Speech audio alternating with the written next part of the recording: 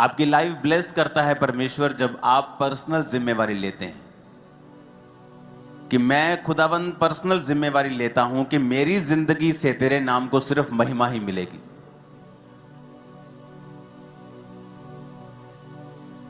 जब आप अपने काम पर हैं, आप चोरी नहीं करते, ये एक पर्सनल महिमा है खुदावंद को देना कि ये क्रिश्चियन है इसलिए चोरी नहीं करता, परमेश्वर के नाम को महिमा मिलती है।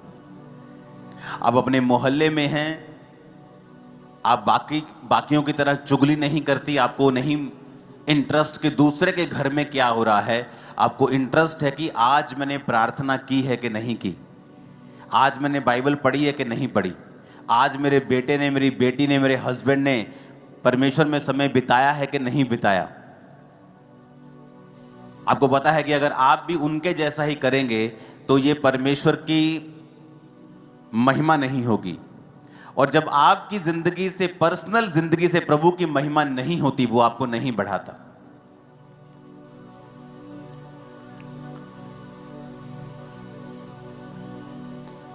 आपकी जिंदगी इस बात पे निर्भर करती है कि आपने अपनी पर्सनल लाइफ से खुदा के नाम को कितनी महिमा दी है।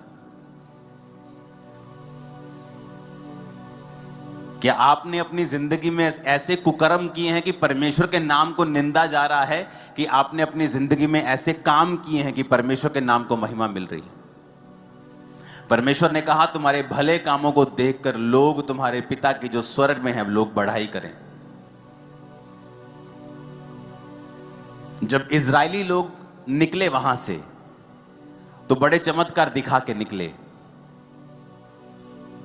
तो जब इजरायली लोग वहां पहुंचे नहीं जहां उनको पहुंचना चाहिए था, तो आप जानते हैं लोगों ने क्या कहा? लोगों ने परमेश्वर के नाम को निंदा दी। परमेश्वर ने कहा इनका परमेश्वर तो बड़ी बड़ी बातें करके इनको यहां से ले गया था, लेकिन वहां नहीं पहुंचाया जहां इन्हें पहुंचाने का वायदा परमेश्वर ने किया था।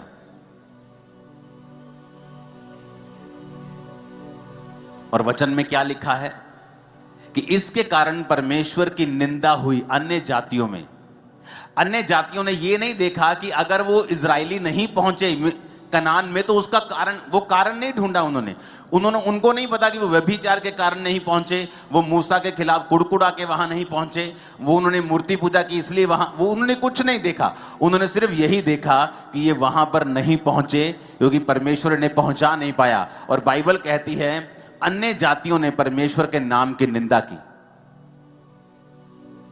आपके कारण अगर परमेश्वर के नाम को महिमा मिलेगी, परमेश्वर आपको पब्लिकली रिवॉर्ड करेगा और बढ़ाएगा।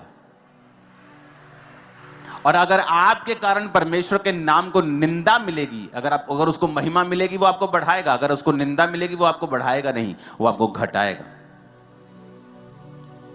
और ये शुरुआत होती है छोटे लेवल से। जब आपको कोई नहीं देख रहा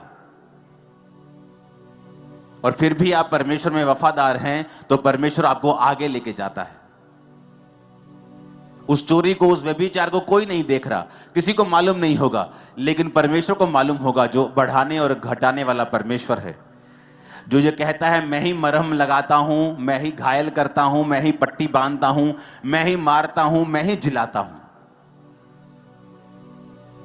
रोमियो 2 उसकी 24 आयत में आप स्क्रीन पर देखेंगे, सिर्फ नोट करेंगे और पढ़ेंगे घर जाके इसको। क्योंकि तुम्हारे कारण अन्य जातियों में परमेश्वर के नाम की निंदा की जाती है।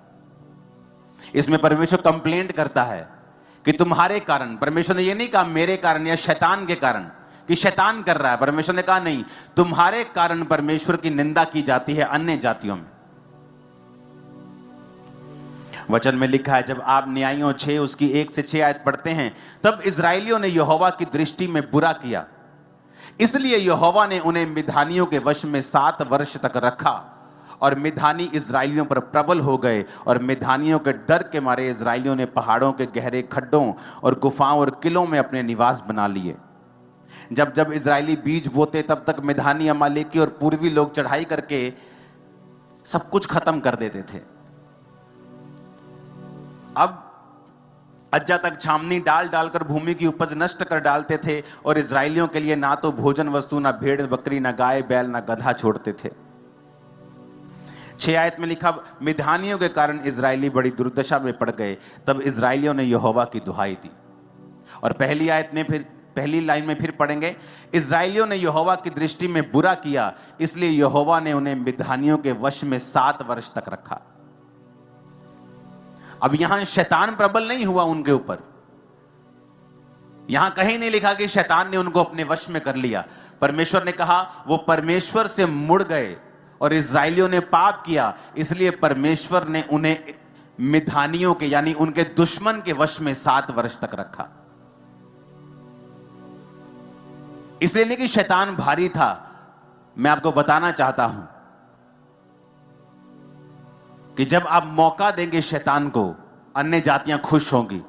नहीं तो अन्य जातियों के पास 0.11%, 0.0001% भी पावर नहीं है आपके ऊपर रेन करने की, आपके ऊपर चढ़ने की। मैं आपको बताता हूं, आप परमेश्वर के दास और दासियां हैं, उसके बेटे और बेटे, किसी की औकात नहीं है आपको छू जाए। मैं आपको बता रहा हूं।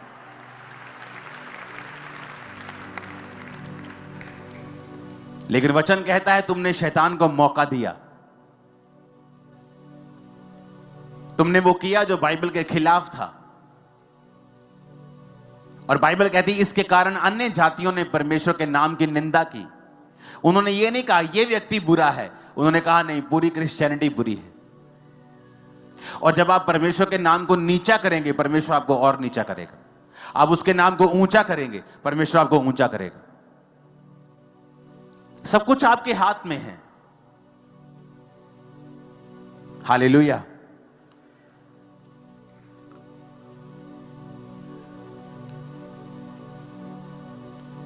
तब क्या हुआ? 7 आयत में लिखा है, न्यायियों 10 उसकी 6 से 10 जब आप पढ़ते हैं, 6 में लिखा जब इजरायलियों ने यहोवा की दृष्टि में फिर बुरा किया, तो 7 आयत में लिखा है यहोवा का क्रोध इजराइल पर भड़का और उन्हें पलिश्तियों और अमोनियों के अधीन कर दिया। पूरी बाइबल आप पढ़ के देखो, जब जब इजरायलियों ने बुरा किया, परमेश्वर ने उन्हें दुश्मन के वश में कर दिया। एक सताव होता है आपको बढ़ाने के लिए होता है, एक होता है कि आप अपनी गलतियों की वजह से उस चीज में पड़ते हैं। और यहां पर अगर आप बाइबल में पूरी बाइबल को ध्यान से पढ़ेंगे तो वचन में लिखा है कि हमेशा इजरायली फंसते थे अपने पाप के कारण, और फिर परमेश्वर की दुहाई देते थे, परमेश्वर उन्हें फिर छुड़ाता था, फिर वो परमेश्वर में बिगड़ जाते थे, फिर वो दुश्मन के वश में चले जाते थे, फिर परमेश्वर की दुहाई देते थे और फिर परमेश्वर ने छुड़ाता था। ऐसा चलता रहा कितने 100 सालों तक। जबकि ऐसा करने के लिए आप नहीं बुलाए गए हैं, आप बुलाए गए हैं, बाइबल कहती है, परमेश्वर के गुणों को दिखाने के लिए, परमेश्वर की ग्लोरी को दिखाने के लिए, उसके गुणों को दिखाने के लिए, उसकी पावर को दिखाने के लिए। आपके बच्चे बेस्ट पोजीशंस के ऊपर होंगे और उसकी ग्लोरी होगी। मैं आपको बता रहा हूं, आप जब खुदा के साथ वफादार होंगे, जहां दूसरे लोगों के बच्चे नहीं पहुंच पाए, आपके बच्चे उससे भी अधिक बड़ी पोजीशन में होंगे, जबकि आप फाइनेंशियली उनसे कहीं नीचे थे। मैं आपको बता रहा हूं, परमेश्वर दिखाएगा आपको कि उसने आपको चुना है। और अगर आप उसकी महिमा करेंगे, अगर आप परमेश्वर के नाम को ऊंचा करेंगे, अगर आप पर्सनल जिम्मेवारी के साथ परमेश्वर के नाम की महिमा करेंगे, वो आपको बढ़ाएगा। हालेलुया। बाइबल कहती है सैमसन को भी इसीलिए चुना गया था, एक माइटी मैन ऑफ गॉड, जिसे चुना गया परमेश्वर ने पलिश्तियों के हाथ से इजरायलियों को छुड़ाने के लिए। पर वचन कहता है उसकी एक कमी थी, औरतों के पास जाना, वैश्याओं के पास जाना उसकी कमी थी। और वचन कहता है उस कमी के कारण जो उसने अपना भेद औरत को बताया, उसने उसके सारे बालों को जिसमें उसकी पावर थी काट दिया। और जब फिर पलिश्ती उस पर कब्जा करने के लिए आए, उसने सोचा अभी भी मैं ऐसे लटों को झटकाऊंगा और ऐसे ही परमेश्वर का आत्मा उस पर उतरेगा। तो वचन कहता है आत्मा उतरा नहीं, और उसने सैमसन को वश में करके उसकी आंखों को नोच लिया। वो सैमसन जो उनका मजाक उड़ाता था, अब वो लोग सैमसन का मजाक उड़ाने लगे। कारण क्या था? शैतान। अरे शैतान तो लोगों को छू भी नहीं सकता, हम लोगों को शैतान तो टच भी नहीं कर सकता। बाइबल कहती है वो तो हमारे पांव की जूती के नीचे है।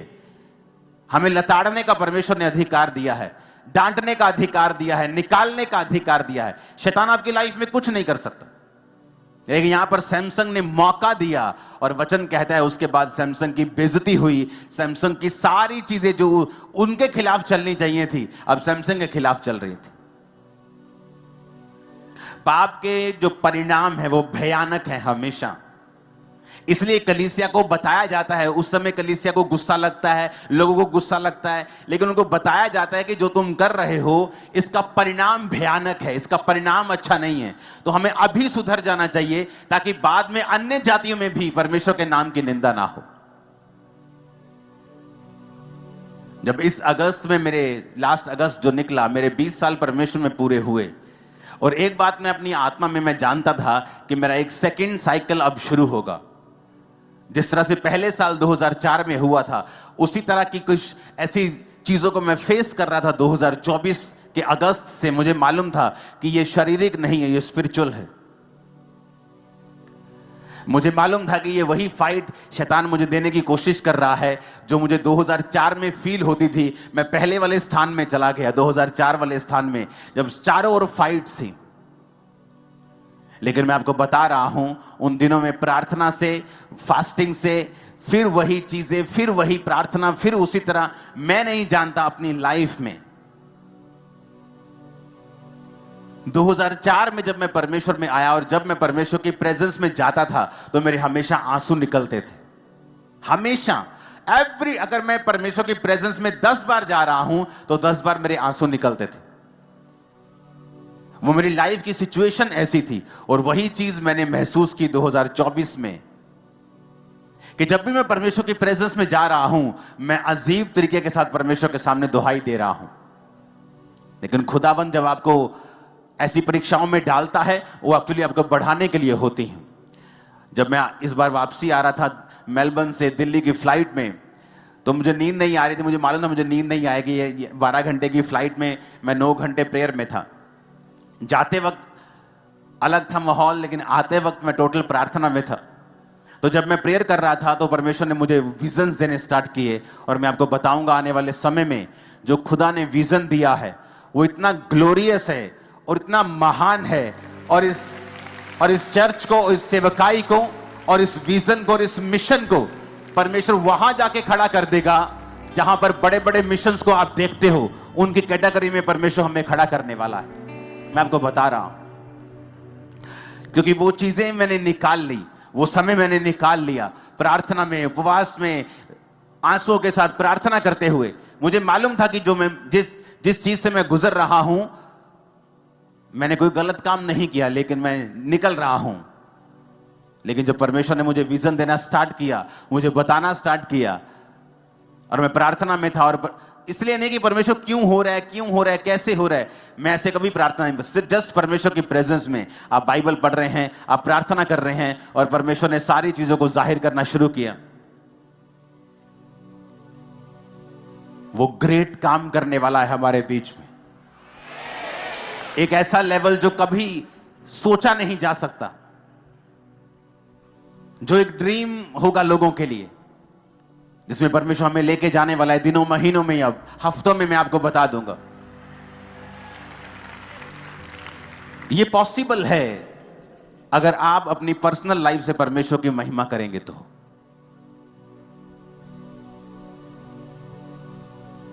अगर आप अपनी वाइफ के सामने भी ब्लू फिल्म देख रहे हैं, आपने अपनी पर्सनल गवाही को खत्म कर लिया है। अगर आपकी फैमिली को पता है आप झूठ बोलते हैं, तब भी आपने अपनी पर्सनल गवाही को खत्म कर लिया है। आपकी पर्सनल टेस्टिमनी आपके लिए सबसे बड़ा ट्रेजर है, सबसे बड़ा धन है, सबसे बड़ा खजाना है। आपकी गवाही जो आपको अपने आसपास लोगों को पहले बतानी है। पहले आपके लोकल लोगों को आपकी गवाही मालूम होगी, फिर आपके मोहल्ले को, फिर आपके नगर को, आपके देश को, आपके पूरे वर्ल्ड को फिर आपकी टेस्टिमनी मालूम होगी। लेकिन शुरुआत आपके घर से होगी, आपके आसपास के लोगों से होगी कि आप कैसे हैं। हो सकता है कई साल आपकी सिचुएशन चेंज ना हो और परमेश्वर ये चेक करे कि आप कैसे हैं। जो विजन, जो मिशन परमेश्वर ने आपको दिया है, कि आप उसको संभाल पाएंगे, कि आप उसके काबिल हैं, वो आपको परखेगा कई तरीकों के साथ। और मैं लोगों को एक मैसेज देना चाहता हूं जो परमेश्वर ने आज अभी इस मीटिंग में आने से पहले मुझे दिया है। जिन लोगों को लगता है कि परमेश्वर के नाम को ऐसा बोला जा रहा है किसी व्यक्ति के कारण या किसी के कारण, उनको एक वचन जो परमेश्वर ने मुझे दिया मैं आपको देना चाहता हूं। यहोशूएल 36 उसकी 23 हम सब पढ़ेंगे भी, सब स्क्रीन पर भी देखेंगे, सब बाइबल की ओर भी देखेंगे अगर बाइबल आपके पास है तो। परमेश्वर कहता है मैं अपने बड़े नाम को पवित्र ठहराऊंगा।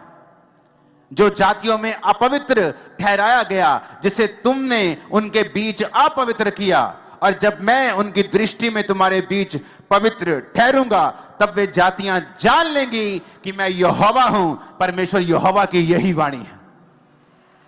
परमेश्वर की आत्मा ने कहा आने वाले दिनों में ऐसे कार्य होंगे, ऐसे काम होंगे कि ये पूरी जातियां परमेश्वर को पवित्र ठहराने लग जाएंगी, और खुदा अपने आप को खुद पवित्र ठहराएगा, और क्रिश्चियनिटी की नाम की बल्ले बल्ले होगी, और ऊंचाई आप देखेंगे इसके। और आमीन ऊंचा चाहिए चर्च। ये होगा अब।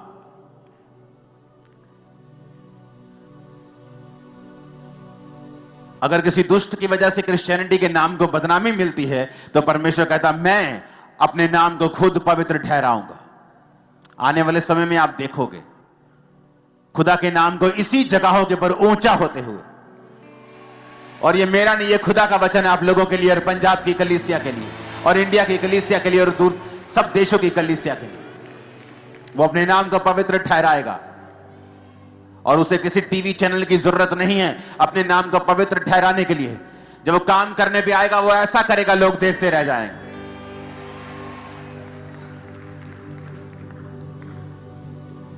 और परमेश्वर कहता है जातियां जान लेंगे कि मैं यहोवा हूं। हालेलुया। परमेश्वर हमें एग्जाम्पल्स देता है किस तरह से हमें चलना है और किस तरह से नहीं चलना है। इसलिए बाइबल में जब भी आप देखेंगे तो परमेश्वर के जो लोग थे उनकी गलती को छुपाया नहीं गया है।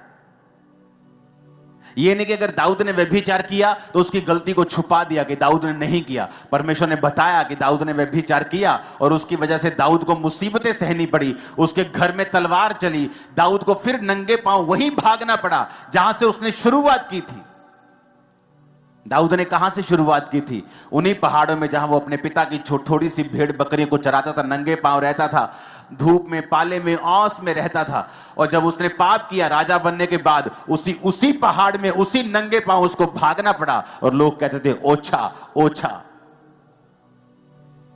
और लोगों को मौका मिला दाऊद को निंदा करने का।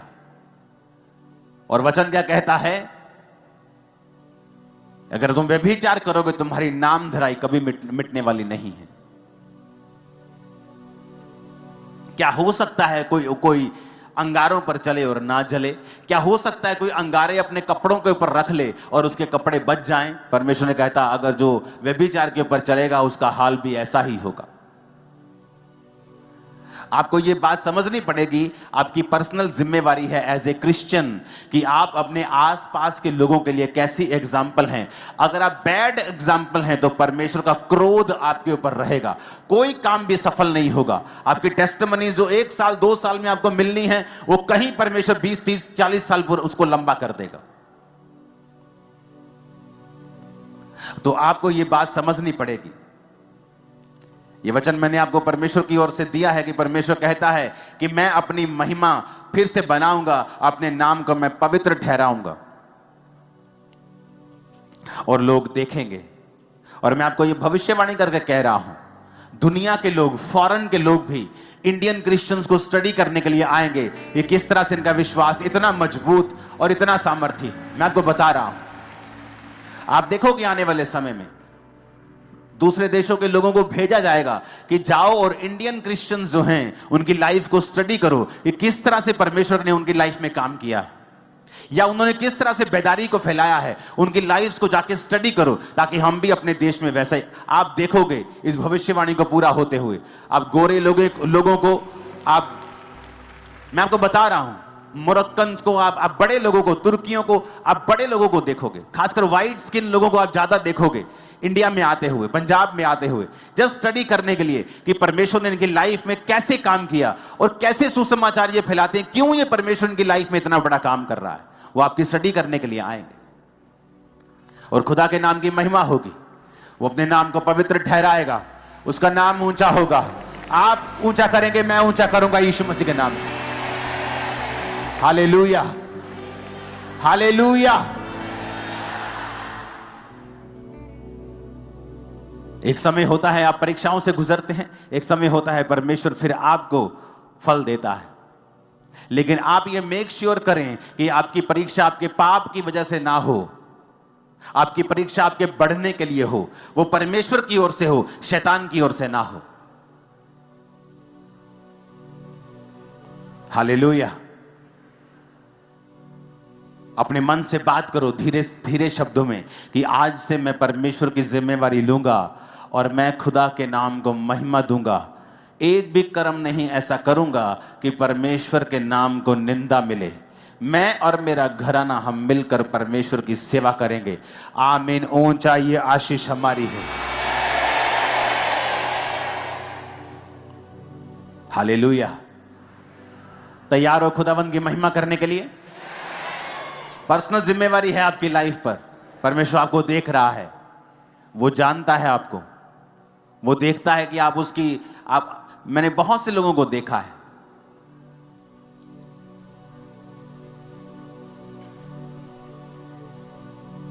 आपका जो मन है वो परमेश्वर से लगा होना चाहिए। अगर आपका मन प्रभु से लगा हुआ है, जब आप चर्च में नहीं हैं या फायर एटमॉस्फेयर में नहीं हैं, आप वर्शिप के माहौल में नहीं है, जस्ट अपने वर्क प्लेस पे हैं, कहीं घूम रहे हैं, कहीं जा रहे हैं, अगर आपके मन में हमेशा परमेश्वर के साथ आप जुड़े हुए हैं, आपको मालूम होगा क्या गलत है और क्या सही है। मुझे ये नहीं करना है, मुझे ये करना है। बाइबल कहती है जब आप पाप करते हैं छोटा सा, आपका विवेक निर्बल हो जाता है। क्या हो जाता है? कमजोर हो जाता है। आप छोटे छोटे पाप करते हैं ना, और ऐसे पाप करते हैं आपको मालूम होता है कि ये पाप है, धीरे धीरे वो पाप आपकी लाइफ में रेगुलर हो जाता है। अगर आपके शरीर को थकावट हो जाए एक दिन तो बहुत महसूस होती है, लेकिन जब लगातार वो चलती जाती है आप हैबिचुअल हो जाते हैं कि ये प्रॉब्लम आपकी लाइफ में है। जब एक व्यक्ति छोटे छोटे पाप करता है, आंखों का पाप, व्यभिचार, कुछ मोबाइल पे देख लिया, कुछ गलत काम कर लिया, उसका विवेक निर्बल हो जाता है।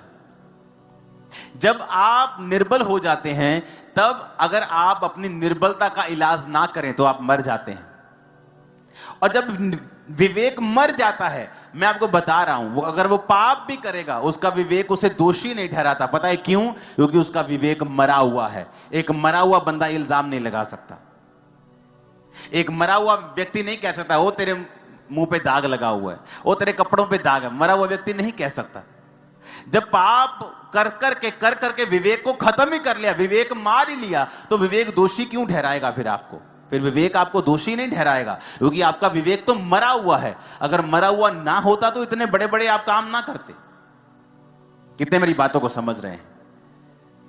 आप प्रभु में सही चल रहे होते हैं, आप कुछ गलत करते हैं, हल्का सा भी आपके अंदर गिल्टी की भावना आती है। कितने मेरी बात को समझ रहे हैं? चाहे आप थोड़ा सा डांट भी नहीं किसी, आपके अंदर गिल्टी की भावना आती है, गिल्टी फील होता है। लेकिन कईयों को नहीं होता है। क्यों? क्योंकि वो अपने विवेक को निर्बल कर करके विवेक को मार चुके हैं, डेड कर चुके हैं, डेथ हो गई है विवेक की।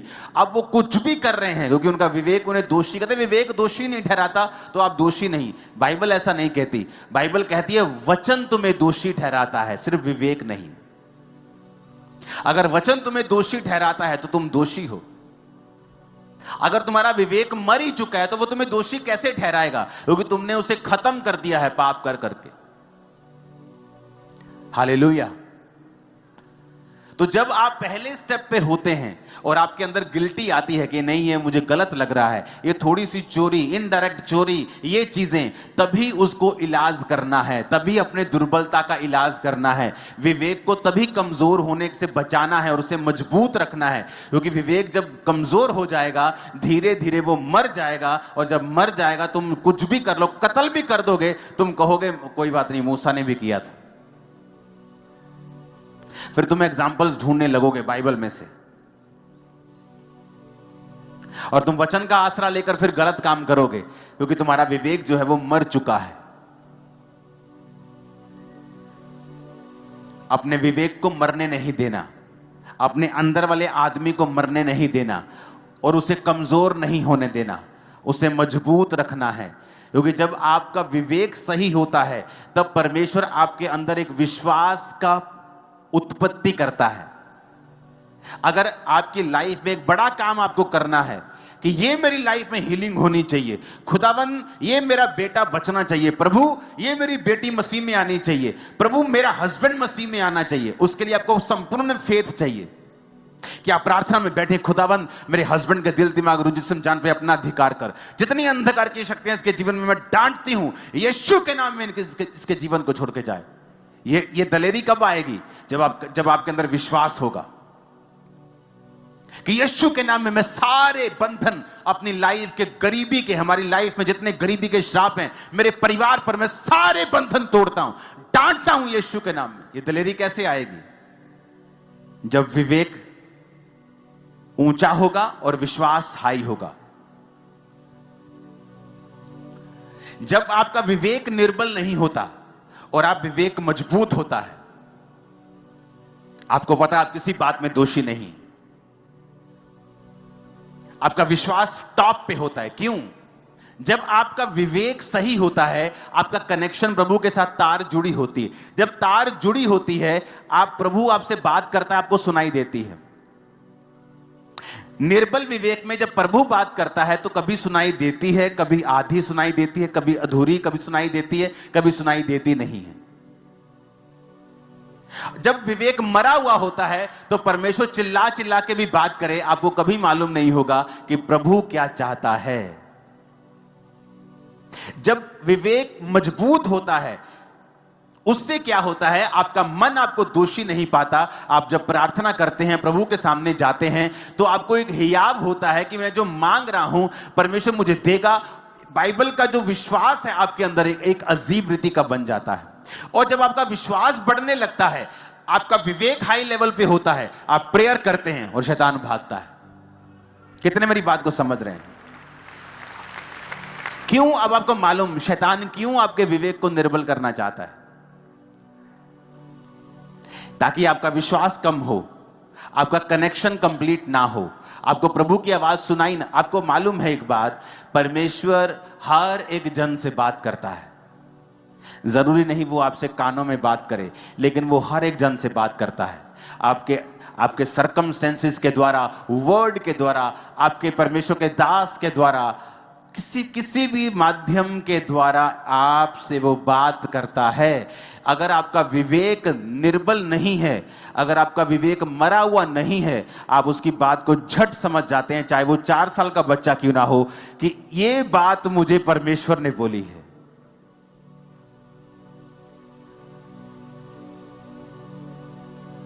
हो सकता है आप बीमार हो क्योंकि आप ज्यादा पानी ना पीते हो, कम पानी पी रहे हो, आपकी बॉडी में पानी की कमी हो, और एक 4 साल का बच्चा आपको बोले मम्मा रोज पानी पिया करो, ज्यादा पानी पिया करो, और आपको नहीं मालूम वो प्रभु ने बात की है आपसे।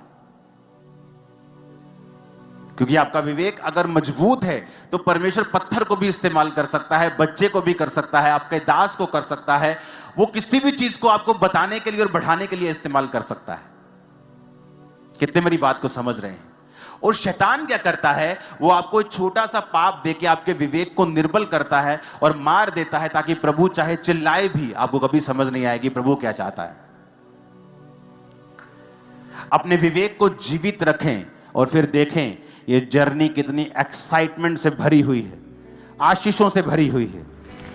सताव है लेकिन बरकतें बहुत बड़ी हैं, परीक्षा है लेकिन महिमा परीक्षा से कहीं अधिक बड़ी है, और सबसे बड़ी बात अनंत जीवन कहीं अधिक बड़ा है।